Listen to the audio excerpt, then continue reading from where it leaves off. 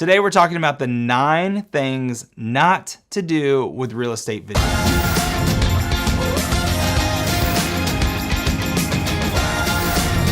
All right, I try to put these in order, but there's no real order for these, so I'm just gonna kind of go through them. I'm not gonna kind of go through them, I'm gonna go through them, but don't take it as me saying, oh, this is number 9, this is number 1, this is number 5. They're all super, super important. I talked to a few agents, got some feedback on what they hate seeing in real estate videos, and it's just what I've discovered and came across in the last decade of doing this. So here are my 9 don'ts to real estate video. All right, we're gonna start off easy. This one actually comes from one of my real estate agents.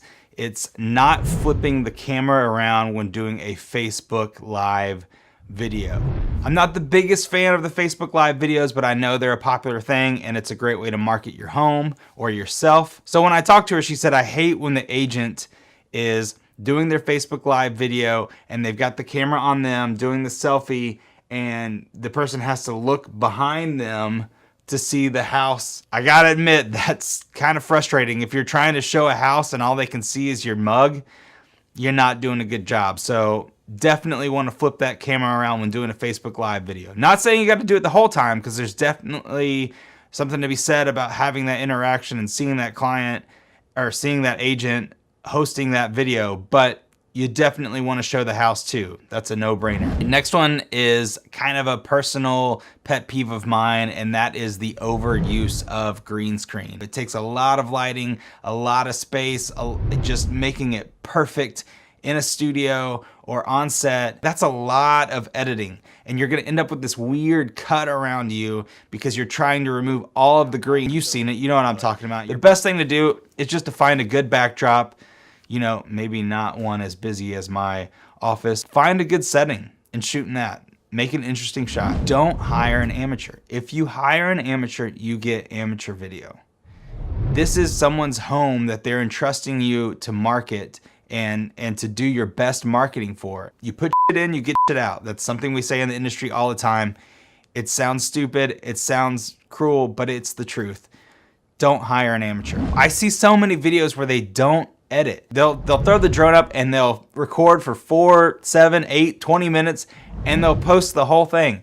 I don't want to see how bad you are at flying the drone. I don't even want to see how good you are at flying the drone. I just want to see a couple of drone shots of the house. 807 1st Street North, Unit 701. I hope you love this video. It's an awesome property.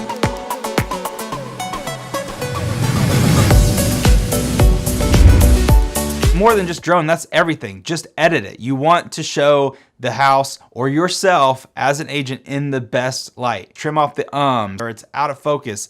Trim those parts out and just leave the good parts. Show the home or yourself as an agent in the best light. That brings me to my next one. Lighting.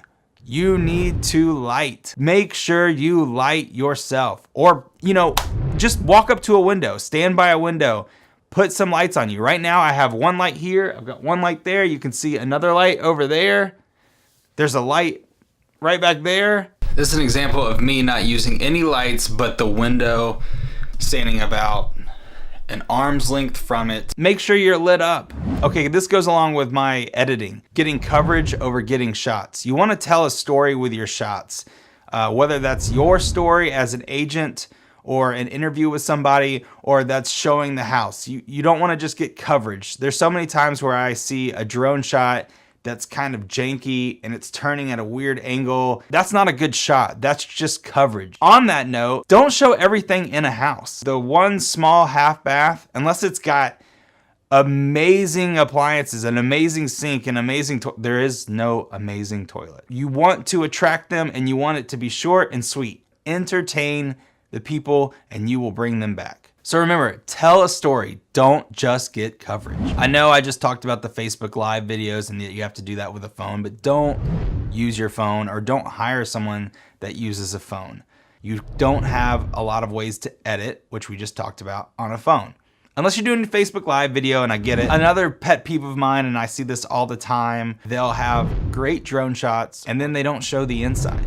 Red flag. Immediately I think something's wrong with the home. What you're saying to that person is, there's a huge problem inside this home. That's why I didn't show it to you. Mixed media is something I have a problem with. And what I mean by that is the mixing video with photos. And what I hate to see is when you have great footage of the outside and then you cut to photos of the inside, because you're ruining these images that you or your photographer took. That hurts your video and that hurts your photos. Having bad audio ruins the best video. People will automatically tune out if your audio is bad. It's happened to me plenty of times, whether that's just standing close enough to your camera if you have an on-camera mic, or you're close enough to your phone if you're doing a Facebook Live video. Using the shotgun mic on the phone and getting pretty good sound, really good light, even getting some nice cinematic tone. You can buy an on-camera mic for $25 at Best Buy. It's a shotgun mic. I have one on my camera right here. Right now you can see I've got a boom mic right here. Bet you didn't know that was there, but it is. And then I also have, you can see a little lapel mic right here that goes into this little recorder. This recorder was $100. It's one of the best investments I've ever made. If you see any of my hosted listing tours or even interviews, sometimes the agent has this on them. I try to hide it the best I can, but seeing this little thing in shot is way better than having bad audio. If I'm doing an interview with an agent, I'll put this, that is still in my shot. That is just awful. I'll have this right above them. Audio is so key to video and people don't realize it. Make sure you have good audio. All right, and those are the 9 things not to do with real estate video. If you could hit that like button, and if you found this informative and you think other people will, if you could just share it and hit that subscribe button. The subscribe button is a big deal to let me know that you're liking this video and you want to see more. Also, comment below and tell me if this was helpful, or if you have another one that I maybe left out that you hate seeing in real estate videos. I'd really appreciate it. Thanks so much.